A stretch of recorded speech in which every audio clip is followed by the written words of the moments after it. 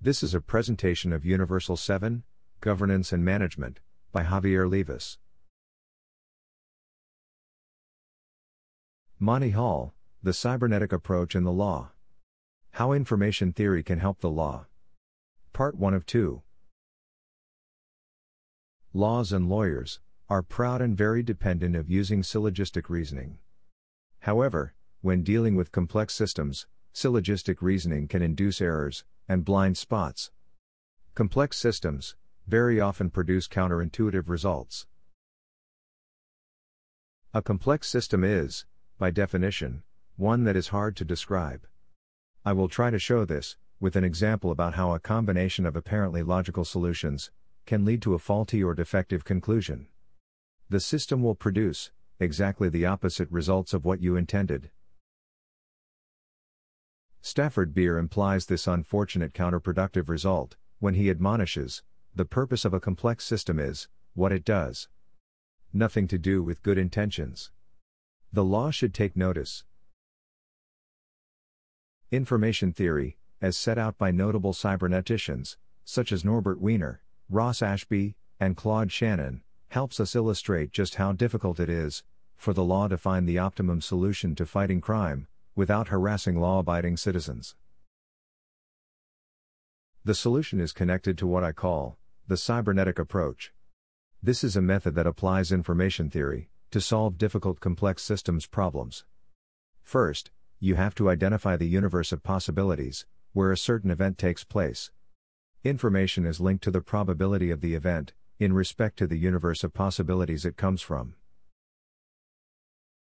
So let's apply this method to a practical problem. Imagine you have been chosen as a participant in Monty Hall's show, Let's Make a Deal. You get a chance to win a car. The thing is, you have to guess where the car is. The car is behind one of 3 doors. Behind each of the other 2 doors is a goat. You can choose any door you want. Let's assume you pick door number 2. Now Monty Hall, who knows where the car is, makes sure he opens one of the doors containing a goat. Let's say he opened door number 1, and shows you a goat. The other 2 doors remain closed. The one you picked, number 2, and number 3. Now, Monty gives you a chance to switch.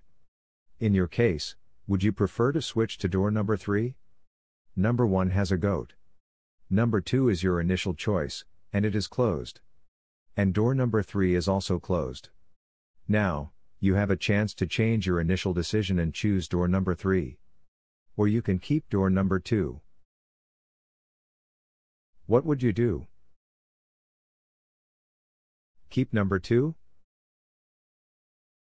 Change your pick to door number 3?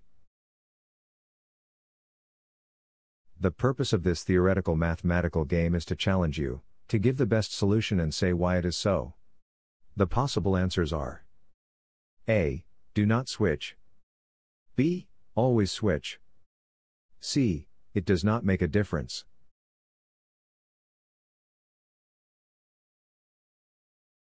The other way to see this is to answer the question: do you improve your chances of getting the car by switching? Yes or no, and why? The cybernetic approach provides you with a path to the correct answer. If you throw a coin, there are 2 possibilities, heads or tails. If you roll a dice, there are 6 possibilities. If you roll a pair of dice, there are 36 different outcomes. You must ask yourself the question: what is the universe of possibilities in the Monty Hall game? This is the best tip I can offer at this point. How does this example apply to law, lawyers, judges, legislators, and the legal system? Given that many people will insist that their solution is the correct one, could the legal system also be a victim of logical but defective thinking?